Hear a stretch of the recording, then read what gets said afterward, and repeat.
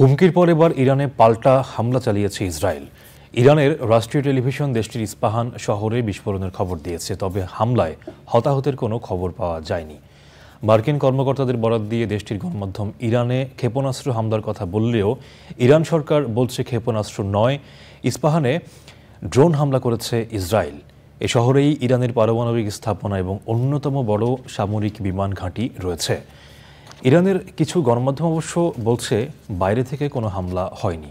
নাজিব বেগ জানাচ্ছেন বিস্তারিত।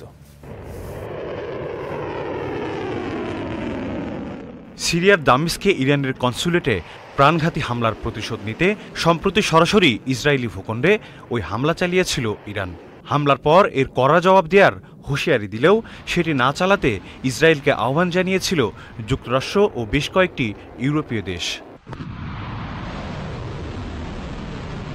কিন্তু সেই আহ্বান উপেক্ষা করে স্থানীয় সময় শুক্রবার ভোরে ইরানে হামলা চালালো ইসরায়েল। মার্কিন কর্মকর্তাদের বরাত দিয়ে দেশটির সংবাদ মাধ্যম এবিসি নিউজ জানায়, ইসরায়েলি ক্ষেপণাস্ত্র ইরানে আঘাত হেনেছে। কিন্তু ইরান বলছে ক্ষেপণাস্ত্র নয়, ড্রোন হামলা চালিয়েছিল ইসরায়েল। ইরানের রাষ্ট্রীয় টেলিভিশনে বলা হয়েছে, মধ্যরাতের একটু পরে ইস্পাহানের আকাশে 3টি ড্রোন দেখা গেলে ড্রোনগুলো আকাশেই ধ্বংস করে ফেলা হয়। টেলিভিশনে বলা হয়, ইস্পাহানের অবস্থা এখন স্বাভাবিক। ইস্পাহান প্রদেশে ইরানের একটি বড় বিমান ঘাঁটি, অন্যতম একটি ক্ষেপণাস্ত্র উৎপাদন কারখানা এবং বেশ কয়েকটি পরমাণু স্থাপনা রয়েছে।